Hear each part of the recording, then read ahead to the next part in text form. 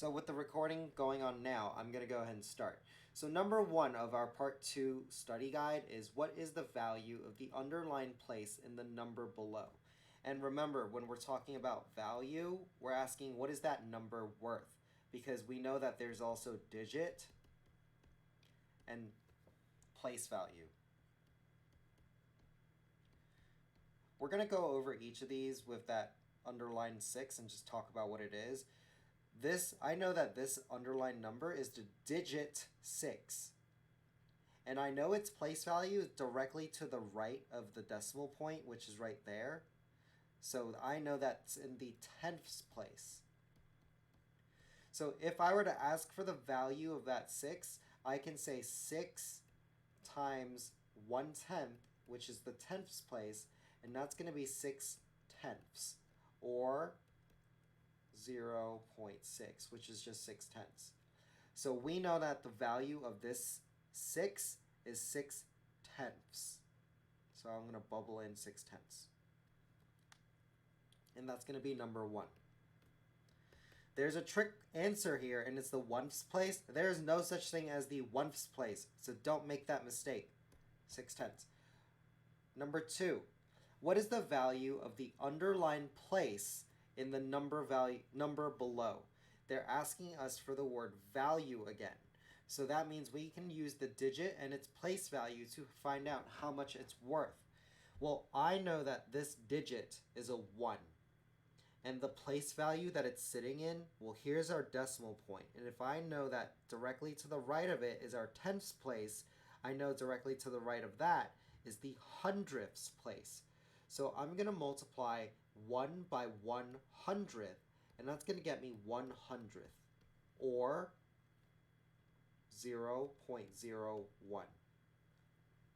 So that means my answer for number 2 is going to be 1/100th.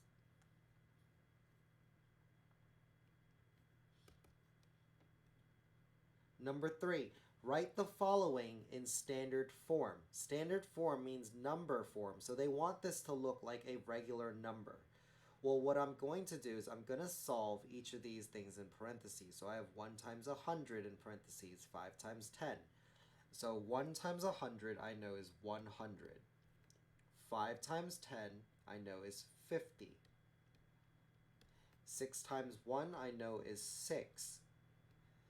8 times 100th I know is going to be 0.08, or it's going to be 8 out of 100, 800ths. And 3 times 1,000ths is going to be 0.003, or 3,000ths. Now, if I add all of these, I can see that 100 plus 50 plus 6 is going to be at least 156. So I can look at my answers here and say some of these are not right. I can tell that 1,560 is not right because our highest number is of 100.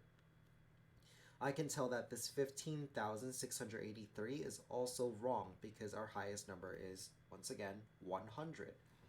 Now all I have to do is add my 800ths and my 3,000ths. And I know that if I add it, I have no tenths, I have 800ths, and I have 3,000ths.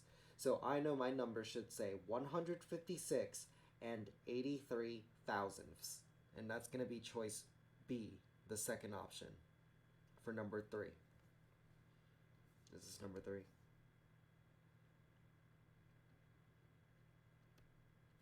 Yes, number 3.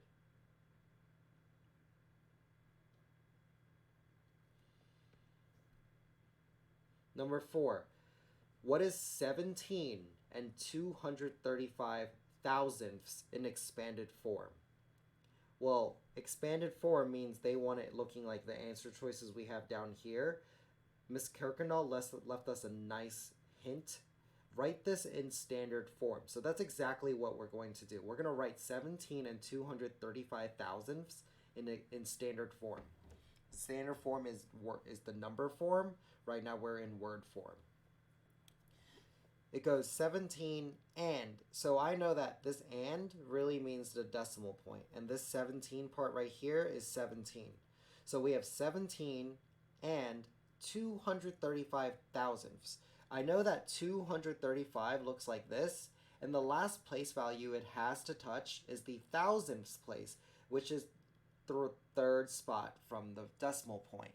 So we have our decimal point, and we're going to count 1/10ths, hundredths, thousandths. It already falls in there, so now I can fill in my 17. So here's my number in standard form.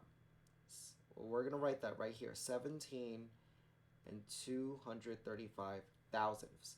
Now we're going to write it in expanded form. We're going to take this digit, the 1, and multiply it by its place value. This is the tens place.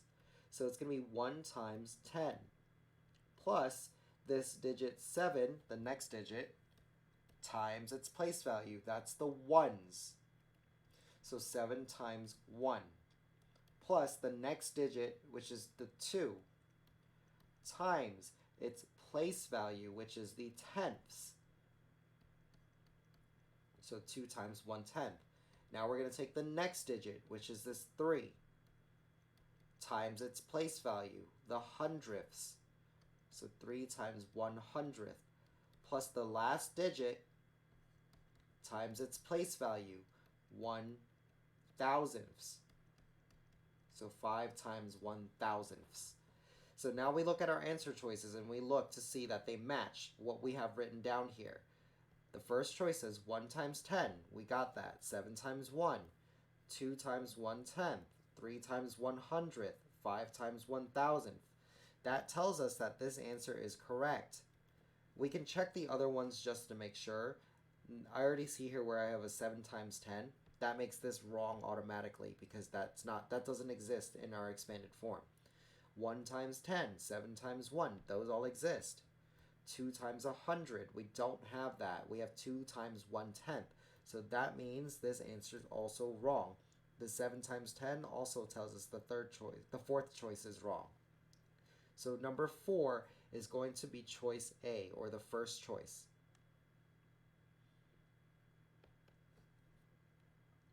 I think that was number 4.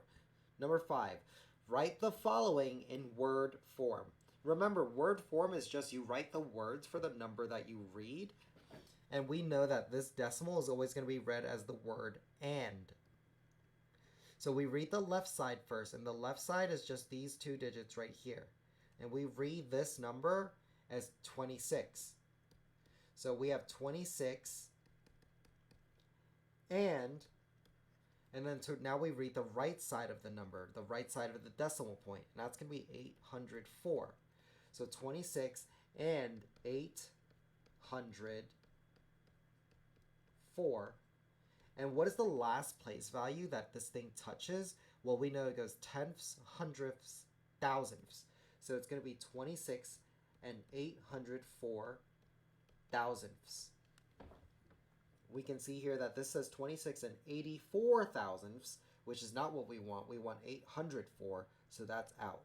26 and 804 thousandths. This is going to be our answer. Let's go through the other two. 26 and 84 hundredths is not correct. 26,804 is also incorrect. So our answer for number 5 is going to be the second option, 26 and 804 thousandths.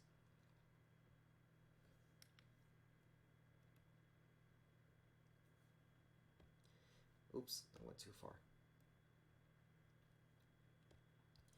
If the 9 in 506,092 is moved 2 places to the right, how does the value of the 9 change?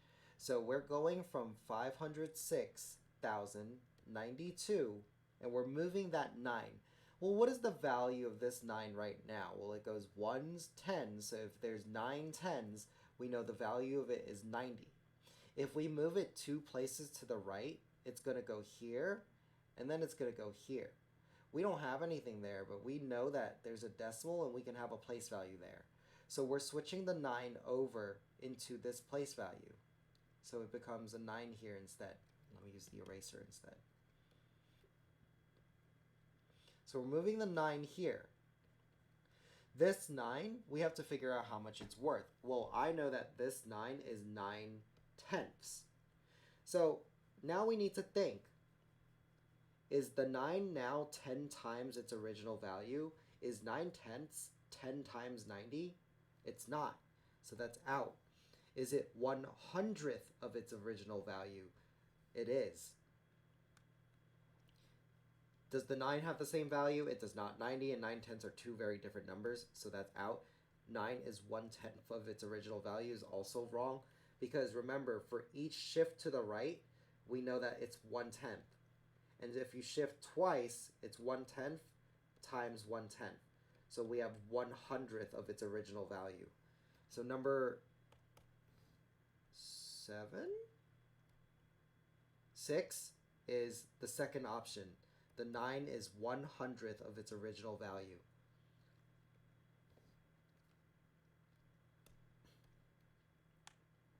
Number 8. Which equation could be used to represent how the value of 8 changes if it is switched with the 6 in 3,698,215? Well, the 8 starts at the thousands place, so it's worth 8,000. And if we switch it with the 6, if we switch the 8 here and the 6 there, the 8 is now 800,000. So we need to do something to 8,000 to turn it into 800,000. Because we know we're going from a smaller number and turning it into a bigger number, it's safe for us to assume that we're going to be multiplying. But multiplying by what? Well, if you're shifting over one spot this way, that's times 10. And if we shift one more, it's times another 10. So altogether, it's going to be 8,000 times 100. So let's check our answers. This first one says 8,000 times 100 is equal to 80,000. That doesn't work. This second one says 800,000 times 10 equals 8 million. That also doesn't work. 8 times 1,000 also doesn't work.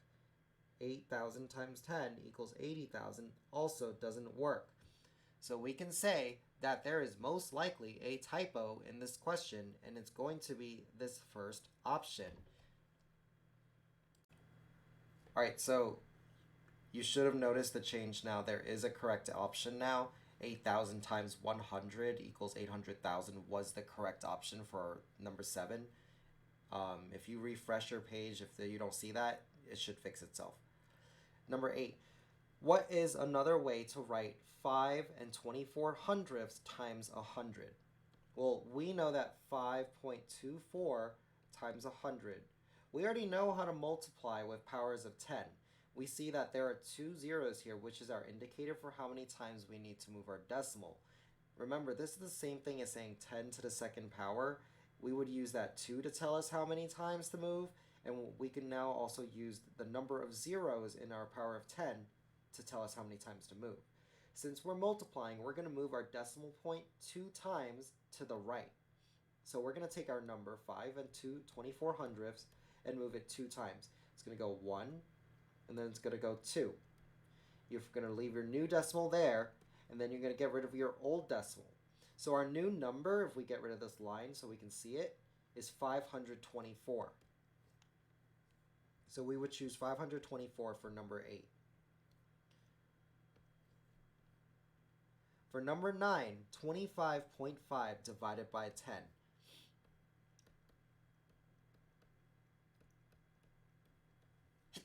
Sorry. We know that we're dividing here by a power of 10. We can use the number of zeros to tell us how many times we have to move. Since we know with multiplication we move right, with division it's the complete opposite of multiplication, so we're going to move left.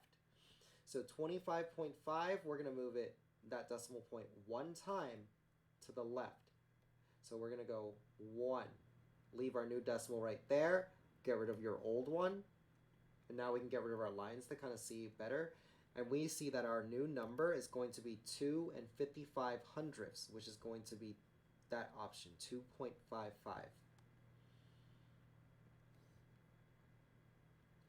Number 10, we have 25 and 5/10 divided by 100. We know that this is division, so we're making left movements with our decimal, and then we see the zeros, so we're going to move it 2 times to the left. So we have 25.5. We're going to go 1, 2. Put your new decimal down where your arrow is. Get rid of your old one and get rid of the lines to see it clearly. We see that it's going to be 0.255.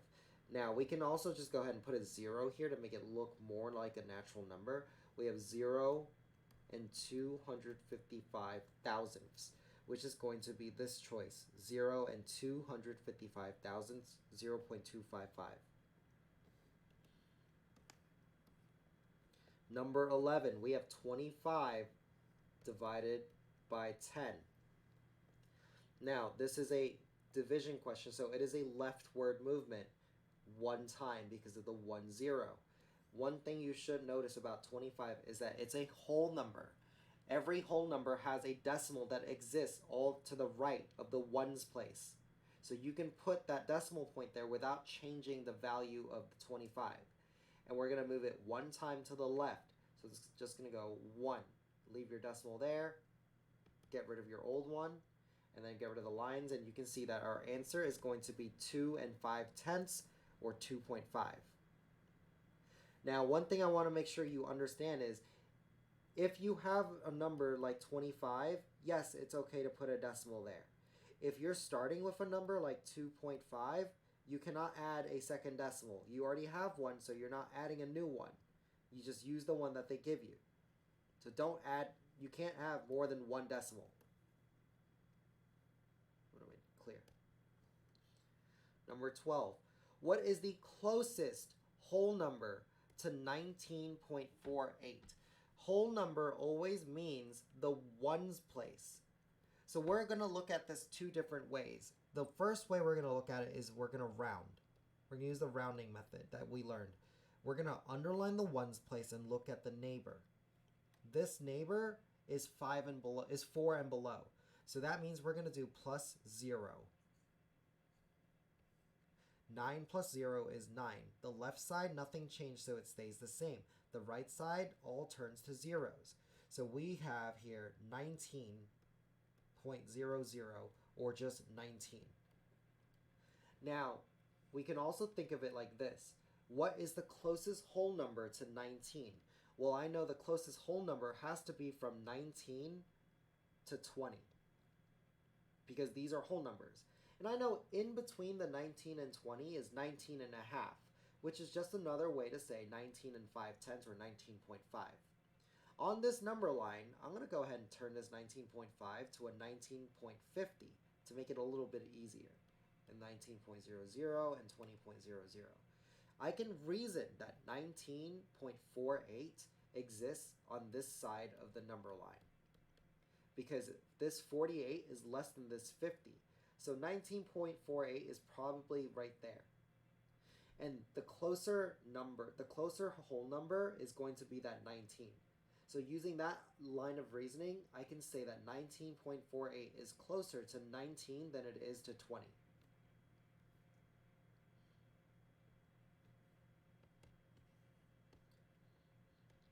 "13. Which point is at 44 and 197 thousandths on the number line?" It's a little bit hard to see, but we can actually figure most of this out. We notice right away that all of these are whole numbers. And I can go ahead and say that 40 is the same thing as 40.000. I'm going to put those zeros just so it's a little more clear. We have 14.000. So we can also say that the 41 is 41.000. All of these are really just 40.000s. So we have these numbers in there. I'm running out of space, but hopefully you get the idea. This one right here is going to be 44.000. Now you need to think. 44. That's the left side. That's the whole number side. So that tells me that we're going way past 40. We're going past 41. We're going past 42. We're going past 43. So A is out. Now, if we're at 44, That means this 44 and 197 thousandths should fall between 44 and 45. So that takes B out of the equation as well, because anything from 43 to 44 will be choice B. So we're left with choice C for number 13.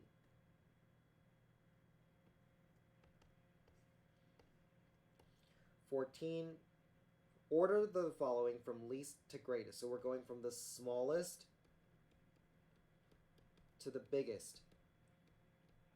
Be careful of these, because if you get the order correct but you put it in the wrong, if you do like greatest to least when they want least to greatest, it'll be marked wrong. So we have 6.7, 6.65, 6.07, and 6.605. This is what we talked about. Stack the numbers up by lining up the decimals and then filling in zeros. So we're going to go 6.7, and we're going to write 6.65, we're going to write 6.07, and then 6.605. And I'm going to fill in zeros to make that nice box shape, and then I'm going to compare. We're going from least to greatest, so I want to find the smallest number. 6666, that doesn't help us, so we move on to the tenths. 7606. Well, that tells me this 0 is the smallest one. So that should be the first number. So our first number is going to be 6.07. We can get rid of that now so we don't reuse it. Now we see a 7, a 6, and a 6. So that tells me the 7 is the biggest number. So that's going to be the last one. So we're not going to touch that one. We're going to leave it alone. It's the last number because it's the greatest number. We're going to look at these two 6s. Well, these 6s are the same, so they're not going to help us. But we have a 5 and a 0 in the next column. So we know that the 5 is bigger, so the 0 is smaller. So this is our second smallest number, 6.605.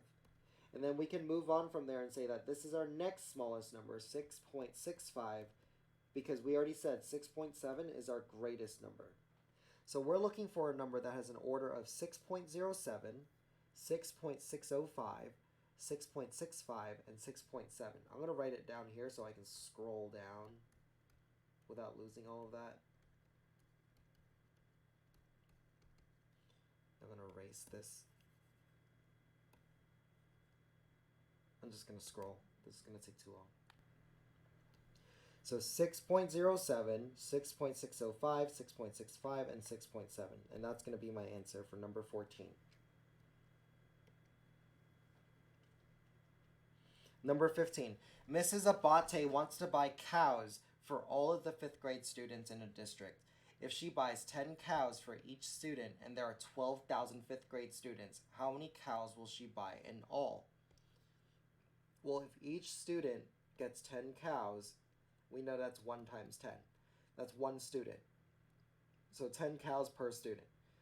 Well, we have 12,000 students, and they each get 10 cows. So this is going to be 10 cows per 12,000 per 1 student for 12,000 kids. 12,000 times 10. Well, I see that there's a 0 here, and this is a whole number. So if we have 12,000, we can put the decimal right there. Move it. This is multiplication, so we're making right movements. 1 time to the right. Put a 0. Get rid of your old decimal and the line, and we see that this comma needs to be moved too. So we have 1, 2, 3, put a comma there, 120,000 cows.